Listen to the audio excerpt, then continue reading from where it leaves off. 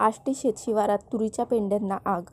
भर दुपारची घटना, लाखोंचे पीक जळून खाक. आष्टी शेतशिवारात 5 एकरावर कापून ठेवलेल्या तुरीच्या पेंढ्यांना अचानक आग लागल्याने त्या जळून खाक झाल्या आहेत. ही घटना शुक्रवारी दिनांक 31 जानेवारीला दुपारी 1 वाजताच्या सुमारास घडली. त्यामुळे सुमारे 2 लाखांचे नुकसान झाले आहे. भातकुली तालुक्यातील मार्की मार्गावर आष्टी येथील रहिवासी असलेल्या शोभा प्रकाश मोहकर यांचे शेत आहे. 2 दिवसापूर्वी शेतात तुरीच्या पेंढ्या कापून ठेवल्या होत्या. दुपारी अचानक या पेंढ्यांना आग लागली. यामुळे शेतातून संपूर्ण तूर जळून खाक झाली आहे. याची माहिती मोहकर यांना होताच त्यांनी शेताकडे धाव घेऊन अग्निशमन दलाला याची माहिती दिली. घटनास्थळी अग्निशमन दलाचे पथक देखील पोहोचले.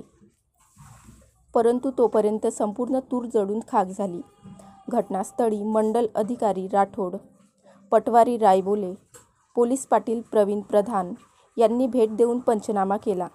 यामध्ये सुमारे 2 लाख रुपयांचे नुकसान झाल्याचा अंदाज वर्तविण्यात आला आहे.